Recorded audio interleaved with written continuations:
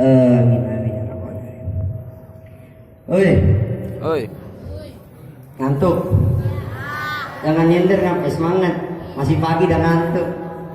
Ngopi Kita lah. peringati Maulid baginda Nabi besar Muhammad sallallahu alaihi wasallam. Hakikatnya siapa yang nyuruh kita Maulid? Pagi siang kita datang acara Maulid, sore malam kita datang acara Maulid. Siapa yang nyuruh kita Maulid? Tahu? Tahu kagak? Allah yang nyuruh kita Maulid. Mana ayatnya tadi telah dibacakan, laqad kana lakum fi rasulillahi uswatun Hasanah. kalau bahasa kitanya contoh tuh Nabi, tuh bahasa kitanya, karena di situ telah ada pada diri Rasul suri tauladan yang baik. Kita disuruh contoh Nabi, contoh tuh Nabi. Timbul pertanyaan, Nabinya udah wafat, Rasulnya kagak. Gimana cara nyontohnya? Kalau Ustaz Fajri masih di sini gampang dicontoh, ya kan? Bisa kita ikutin. Ini Nabi udah wafat, Rasul udah kagak. Gimana cara nyontohnya? Belajar dari riwayatnya.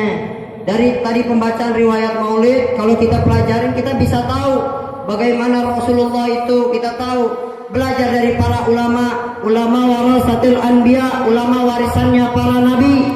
Kita belajar, jangan jauh dari ulama. Nih saya kasih pesan buat semua umat Islam. Umat Islam kan? Islam. Umat Islam bukan?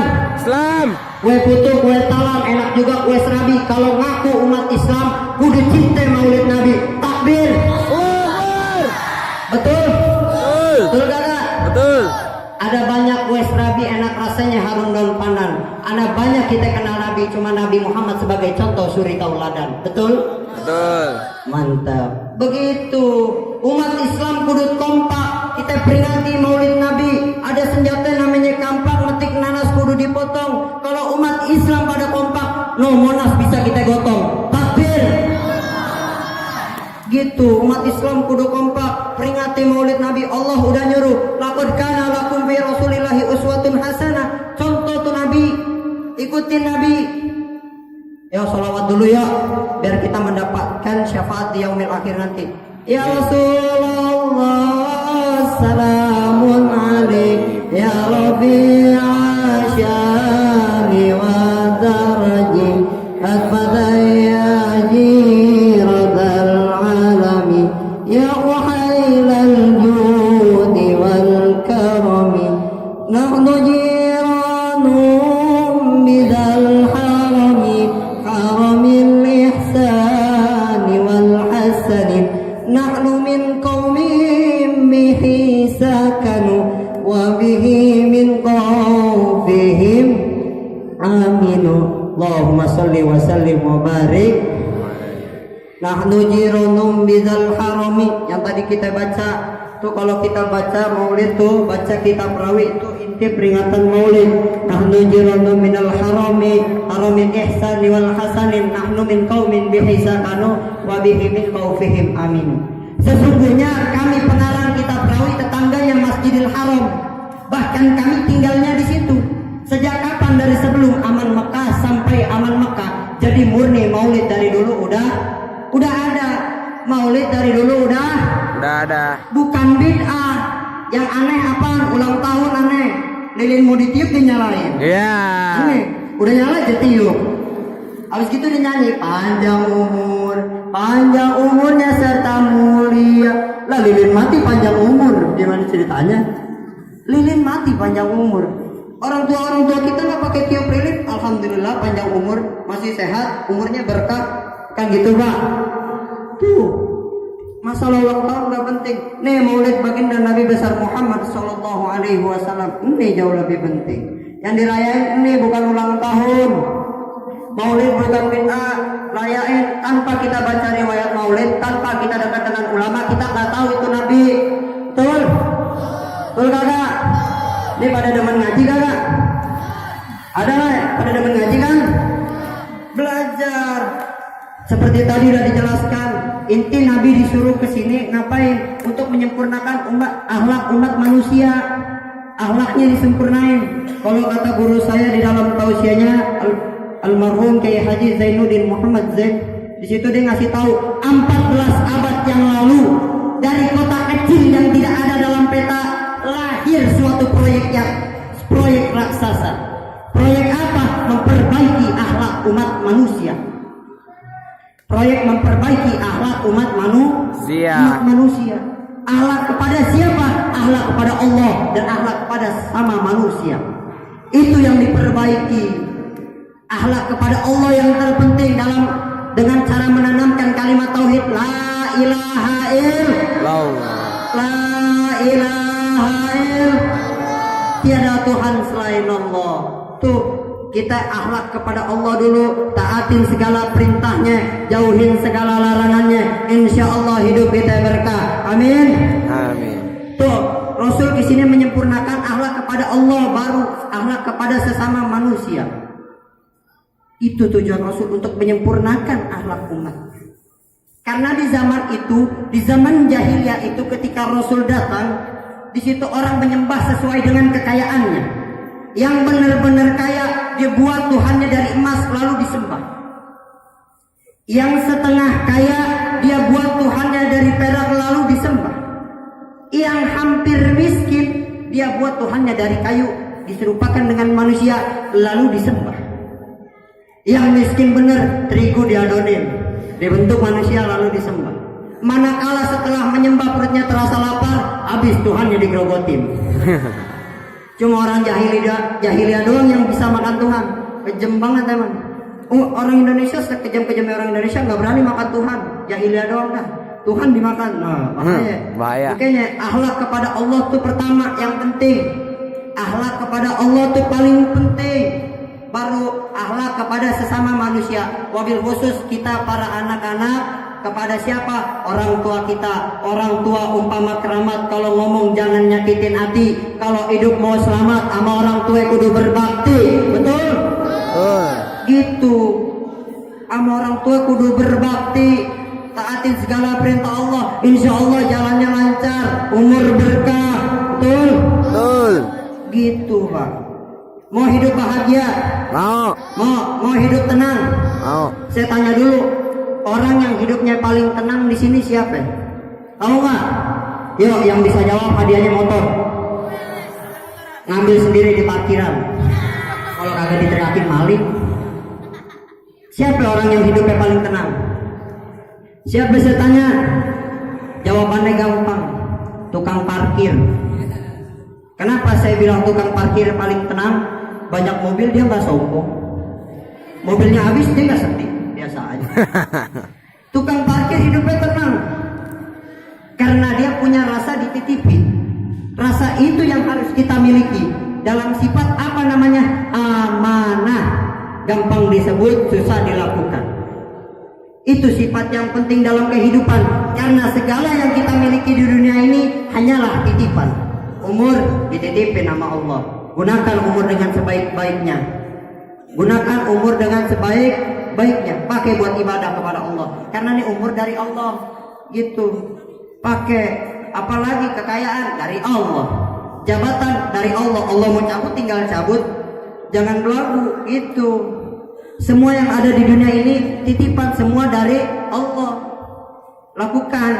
Pergunakan untuk yang baik-baik. Pakai sifat amanah. Semua ini gak akan lama. Umur nggak ada yang tahu, cuma mampir. Bisa kalian duluan, saya belakangan kalian duluan. Tuh orang kita nggak tahu. Ini namanya amanah tuh penting. Kita dititipin sama Allah, lakukan dengan sebaik-baiknya. Ahlan wa sahlan guru saya Ustadz Sarmada. Semoga Allah kasih panjang umur, sehat afiat. Allah permudah urusannya. Allah berlancar rezekinya. Amin amin ya rabbal alamin. Hadirin. Hei, mau hidup bahagia, mau hidup tenang. Kata Al-Imam Ghazali di dalam kitab Ihya Ulumuddin, ada empat jenis, ada 4 golongan kebahagiaan. Apa di dalam 4 itu? Yang pertama, sa'idun fid dunya wa sakiyun fil akhirah. Sa'idun fid dunya wa sakiyun fil akhirah. Bahagia di dunia, sengsara di akhirat. Mau? Kagak. Siapa dia? Dialah pejabat-pejabat kaya, orang-orang kaya yang hidupnya nggak pernah bersyukur, nggak pernah mau ibadah. Tuh dia di dunia bahagia, di akhirat dia sengsara. Itu orang-orang kaya yang merasa yang sekarang dia miliki hasil kerjanya sendiri, padahal itu semua hasil campur tangan dari Allah. Kalau Allah nggak kasih, Allah nggak ridoin, nggak bakal dapet ya. Tapi ketika dia udah kaya, dia lupa sama Allah. Itu kayaknya kalau ada yang berdoa, ya Allah saya minta kaya belum dikasih, bukannya ngapain, takutnya Allah kasih ente jadi sombong. Syukurin apa yang ente punya sekarang. Tuh, sa'idun fid dunya wa sakiyun fil akhirah. Bahagia di dunia, sengsara di akhirat. Golongan yang kedua, sakiyun fid dunya wa sa'idun fil akhirah. Orang yang miskin, orang yang fakir di dunia, tapi dia bahagia di akhirat. Siapa dia? Dia orang yang miskin harta di dunia tapi kaya akan amal ibadah. Dia orang miskin tapi yang selalu taat beribadah. Biar kata dia miskin, 5 waktu dia gak pernah tinggal. Dia selalu kerjakan sholatnya, bersyukur gak pernah lupa. Orang Indonesia mah alhamdulillah namanya bersyukur gak pernah ada habisnya. Biar kata jatuh juga masih untung. Untung jatuhnya ke sini, untung pelan, itu jatuh masih ada untungnya. Itu orang Indonesia gak pernah lepas dari bersyukur. Alhamdulillah. Tuh orang yang sengsara di dunia tapi bahagia di akhirat. Mau yang kayak gitu? Enggak, tak dulu karena masih ada golongan yang ketiga. Apa golongan yang ketiga? Sa'idun fid dunya wa sa'idun fil akhirah. Paling enak nih. Bahagia di dunia, bahagia juga di akhirat. Siapa dia? Dia orang-orang kaya tapi yang selalu ingat akan hasil yang diberikan oleh Allah, akan keridhaan Allah, sehingga dia bisa jadi seperti sekarang yang dia miliki. Dia orang-orang kaya yang selalu tetap beribadah, tetap bersyukur, membantu segala yang dibutuhkan oleh umat muslim. Renovasi masjid dia bantu, santunan anak yatim dia bantu. Tuh orang kaya yang begitu yang udah jarang, yang begitu yang kita cari. Ibarat jari ini ada 5. Kalau 5-5-nya kompak bisa nabung, tapi kalau nggak kompak bisa nabung. 5 nih.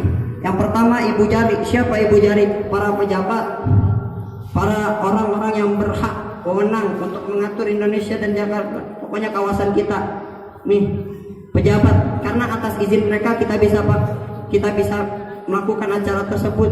Contoh maulid di Monas, Pak saya pakai Monas buat maulid, silakan. Ini pejabat yang baik, pejabat yang baik yang begini.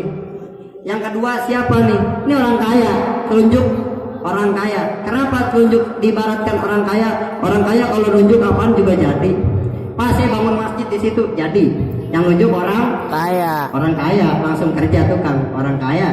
Saya mau tahu ini harus direnovasi masjid. Jadi karena yang nunjuk orang kaya. Orang kaya tinggal itu. Betul? Betul. Yang jari tengah siapa? Jari tengah ulama, para kiai, para habaib. Dia di tengah paling tinggi, tapi dia nggak memihak, nggak ke kanan, nggak ke kiri, netral. Dia membela yang benar. Dia di tengah paling tinggi, ulama. Ini yang ngamanin Jakarta sekarang. Kalau nggak ada para ulamanya, hancur ini kota, hancur ini negara. Betul? Betul. Dekat sama ulama. Kalau ulama udah nggak ada, habis. Allah cabut ilmu, Allah ngambil ilmu. Ada 2 cara. Dengan cara menyebut para ulamanya, tuh. Dengan cara menyebut para ulamanya. Ulamanya meninggal, ilmunya nggak ada. Kan nggak semuanya bisa diterusin nama muridnya, betul? Betul. Di situ. Ini ulama di tengah. Yang ketiga, yang jari manis siapa jari manis? Nih para bapak-bapak guru kita, para bapak-bapak yang masih ada di sini. Nih jari manis, dia membantu menuntun siapa? Ini yang paling kecil yang dituntun. Siapa? Para remaja. Para remaja di sini punya hak. Para remaja di sini punya tugas membangun, menjaga agama kita. Siap jadi para mujahid, siap. Siap jihad, siap. Harus siap. Ini para remaja yang dibutuhkan oleh Indonesia. Ini jangan nongkrong, mending ikut majelis, kita duduk, kita zikir, insya Allah pahala. Daripada kita nongkrong warung kopi, datang ke sini maulid, dikasih maulid malah pindah ke warung kopi, kan aneh. Indomie telur. Maulid enak-enak di sini, dapat syafaat, bisa bersolawat, dia pindah ke warung kopi, itu kan kacau. Di situ. Jadi begitu orang-orang kaya yang baik, yang dermawan sama kita tuh yang kita cari yang untuk membantu agama kita. Itu yang harus kita cari. Setelah sa'idun fid dunya wa sa'idun fil akhirah, apa? Sakiyun fid dunya wa sakiyun fil akhirah. Sengsara di dunia, sengsara juga di akhirat. Ibarat katanya dah miskin sombong lagi. Dah miskin nggak mau bersyukur. Tuh, orang yang begitu yang bakal sengsara di dunia, sengsara juga di akhirat. Disuruh ibadah kagak mau, disuruh sholat ngaji kagak mau, tapi doa mau dikabul. Ibarat katanya lu kagak mau ikut ujian tapi mau dapat nilai, bagaimana? Itu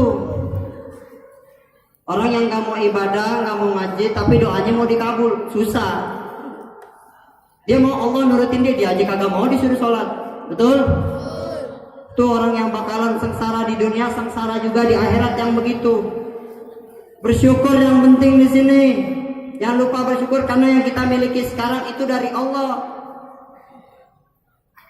Wa iz ta'azzana rabbukum la in syakartum la azidannakum wa la in kafartum inna adzabi lasyadid. Barang siapa yang bersyukur kepadaku, maka aku akan tambah nikmat kepadamu. Tapi barang siapa yang kufur, sesungguhnya azabku sangat pedih. Hati-hati yang kufur. Bersyukur kita akan makmur, tapi kalau kufur kita akan hancur. Tuh aja pegang. Jangan lupa dari bersyukur. Jadi begitu, saya cuma bisa kasih pesan tadi. Yang pertama apaan? Bersolawat, maulid kepada Nabi jangan ditinggal, karena sekarang udah banyak orang yang anti maulid tuh. Yang kedua sifat amanah, karena semua yang kita miliki dari Allah. Buat yang anak-anak berbakti kepada orang tua. Yang ketiga tuh buat anak-anak. Yang keempat tadi, rahasia bersyukur kita jangan hilang. Tuh, pegang nih 4 bekal, insya Allah hidup berkah, umur bermanfaat. Amin. Jadi cuma itu yang dapat saya sampaikan. Kurang dan lebihnya mohon dimaafkan. Ngalap rambutan rumah Bang Dulo, pinjam galah rumah komersial. Kesempurnaan hanya milik Allah. Hilaf dan salah ada pada saya selaku manusia. Gitu. Kalau ada sumur di ladang bolehkah saya menumpang mandi? Kalau ada umur panjang boleh saya diundang lagi. Jadi akhirul kalam. Assalamualaikum warahmatullahi wabarakatuh.